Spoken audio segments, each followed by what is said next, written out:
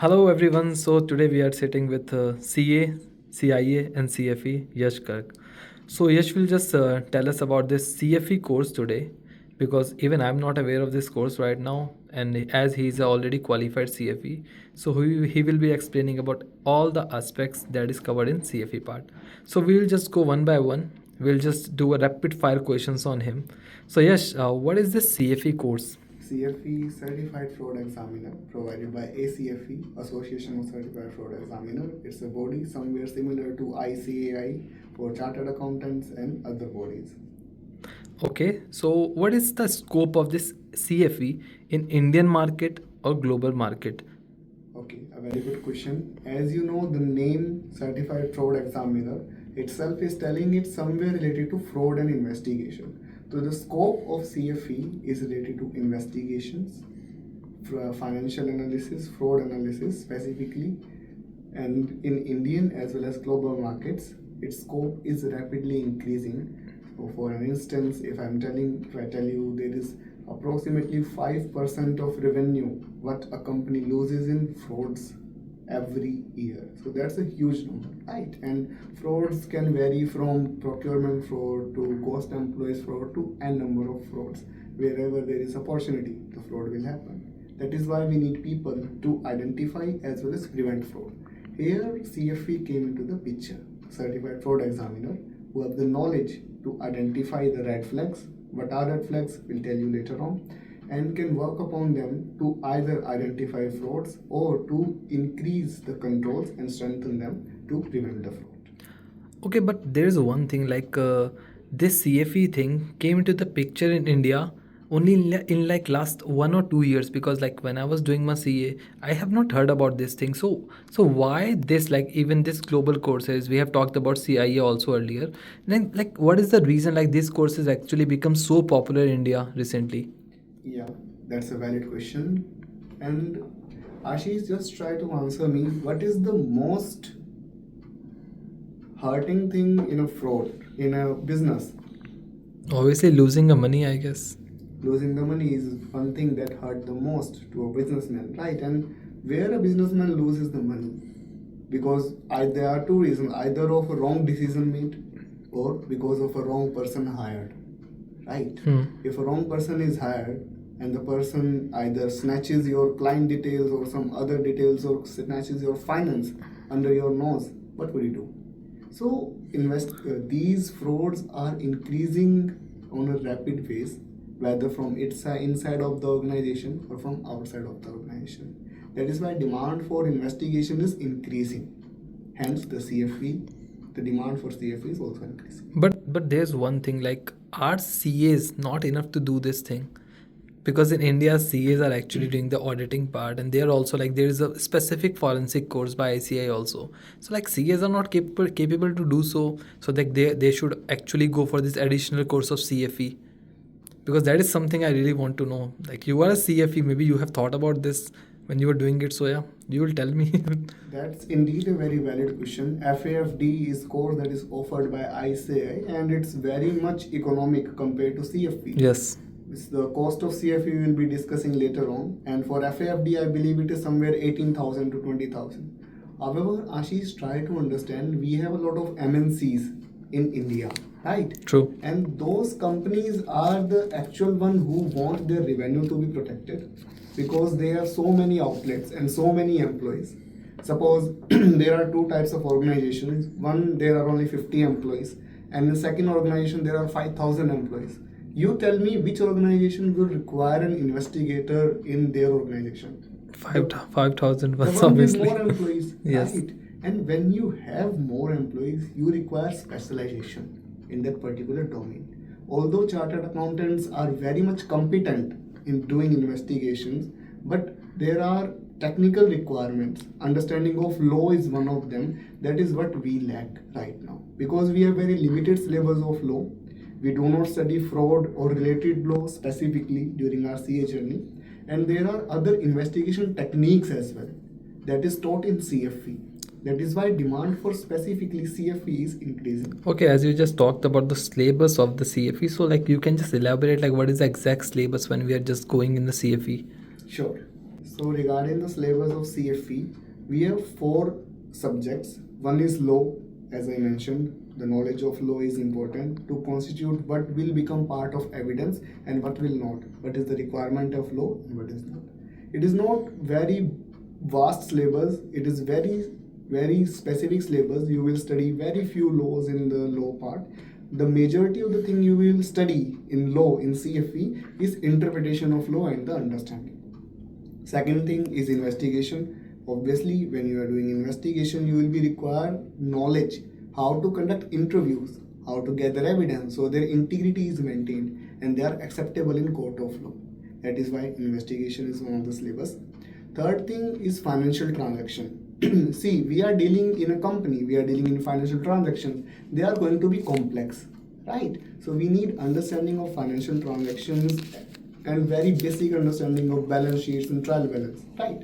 That is why it is there in the syllabus. And the last is fraud prevention and deterrence. After all that, when we identify the perpetrator, we have to make the controls in a way that the fraud will not occur the same way, right? That is why fraud prevention is also the part of syllabus. Okay, okay.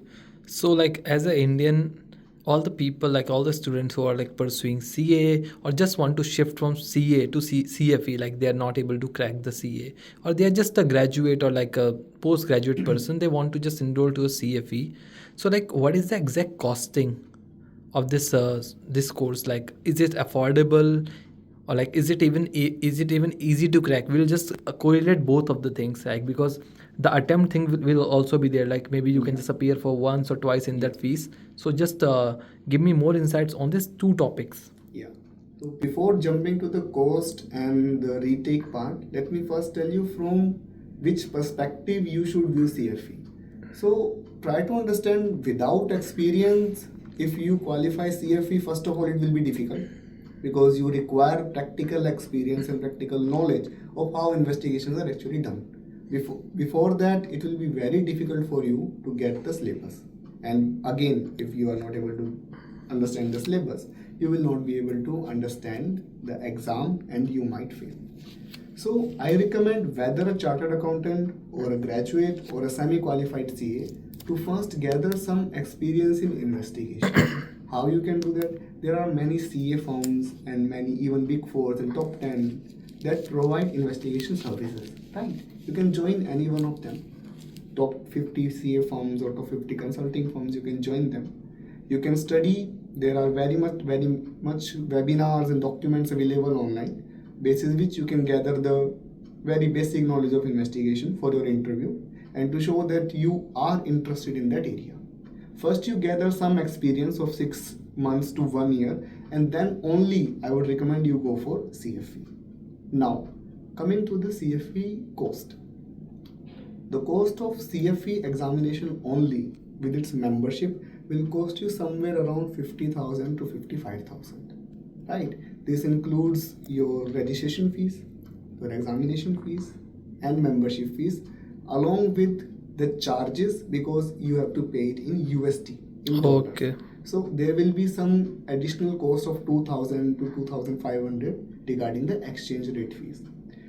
And you will require some study material as well. So the classes will cost you somewhere around 30,000 in India. Now there are institutes that provide classes for more than 70,000, more than 50,000. But you have to decide. I would recommend in the end of the video with whom you should go for. Yes. But again, I'm not promoting anyone. It's your decision to make. So True. this is the costing part. Now retake about the exam. Suppose you fail some exam, right? Before that, let me tell you the requirement for the examination. The moment you start your first exam, you have to clear your all 4 examinations in 60 days. We Okay. have 4 topics in our syllabus. Similarly, we have 1 examination for each part. So Okay. we have 4 examinations. You have to clear all the 4 examinations in a window of 60 days. Now, if you fail or unable to complete it within 60 days, then you have to retake it. And retake will cost you somewhere around 10,000 to 11,000 per exam. Per exam. Per Okay. exam. Then 40,000 if for 4. If you just go for 4 again. Please, Ashish, don't try to, eat our audience. So I am telling you that I've not seen anyone who failed in all the four examinations. So it's very unlikely. But again, 10,000 to 11,000, what it's going to cost you to retake the examination. Okay. Okay, so we've talked about the this exam piece and everything, but what is the structure of the exam? Like, is it like objective, subjective, and also we will be touching also here like what is the exam passing percentage also, because that is something what matters most. Okay. Yeah, so regarding the exam structure, it's going to be 100% MCQ based. There will be 100 MCQs in your examination, and each question will be for 1 mark. There is no negative marking. Okay. And you are required 75% in each exam to Oh, pass. that's too much, by the way. I would not say that's too much, because if you have relevant experience and you have studied, examination is not that difficult. Like, is it easy or moderate or like tough? What is it exactly? I would say it's moderate. When I appeared for the exam, it was easy back then, but it's Okay. been 2 years since then. So I would say it is moderate right now, and I have seen that few people fail the examination as well. Okay. For my score, for one examination, I scored 96, and Wow. for remaining three, I scored 97. Wow, that is amazing. But also try to understand, I had 2 years of experience in investigation that time. So that played a great role, and I studied a lot. I appeared for a lot of MCQs that time as well for preparation. So preparation is the key. Now the passing percentage is not yet disclosed by ACFE, but yeah, all of those who have appeared for examination, I've seen only one person fail. So out of 20 people whom I am aware of who were going for CFE, only one failed. So we can say that 95% is the people who pass, and CFE is not that difficult to crack. All you need to know is the experience and practice of the MCQ.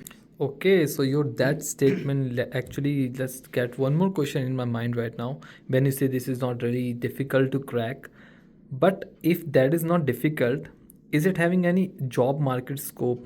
Like there is jobs in market or not? Because in CA we are actually let's looking at looking at the market, the scenarios are not good right now. Not every CA is getting a good package.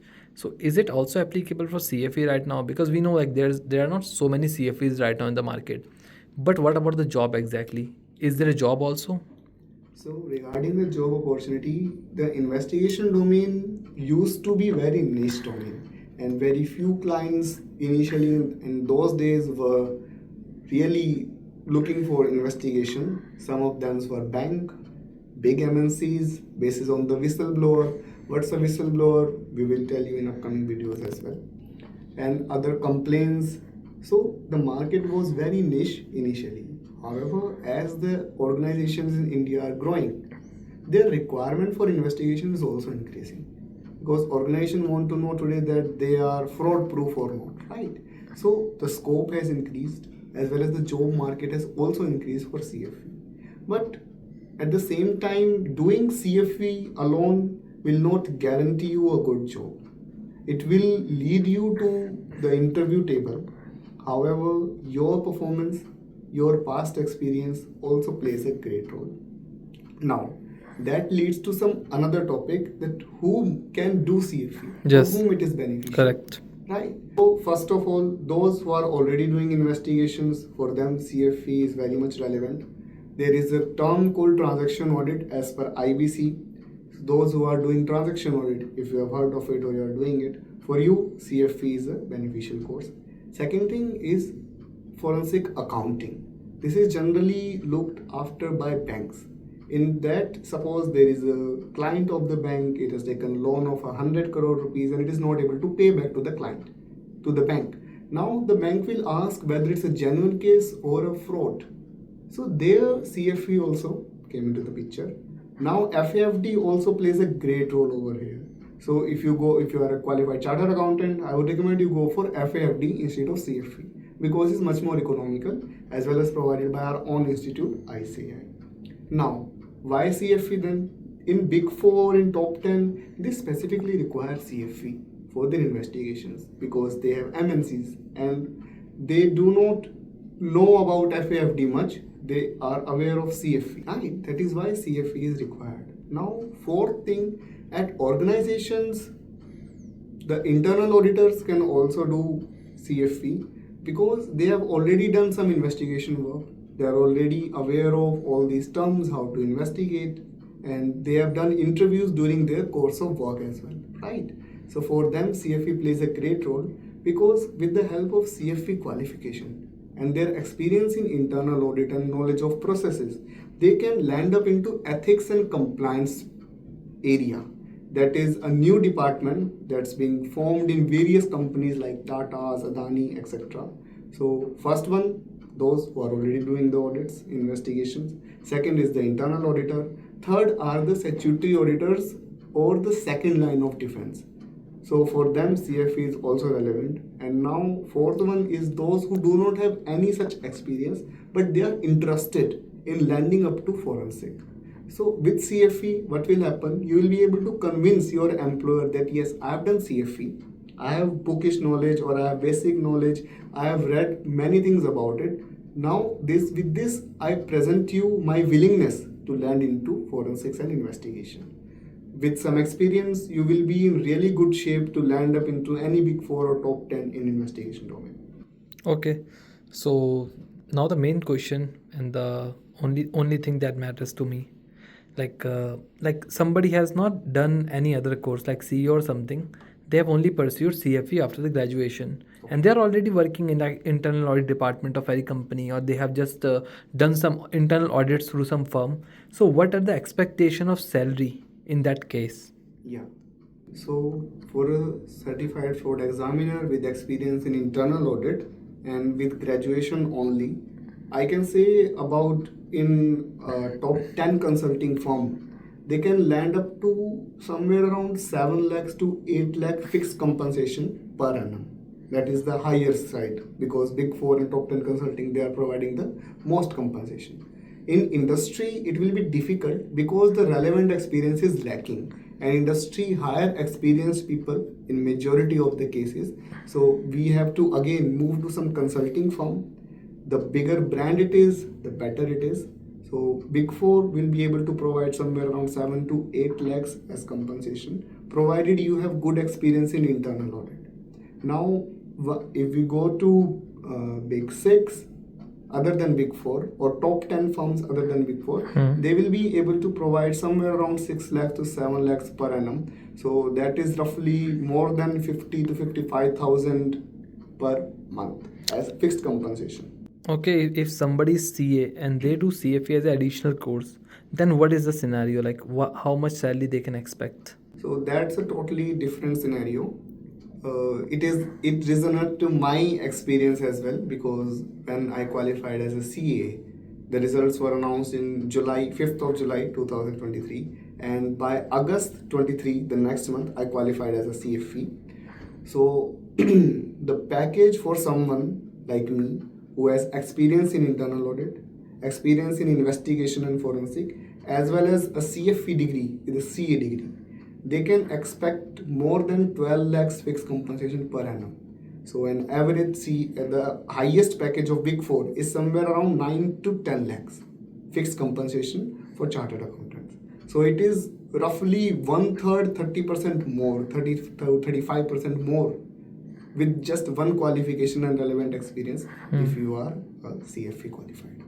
Perfect. So, like in the video, we have talked like you will be giving some reference, like from where the students can actually get prepared for the CFA examination.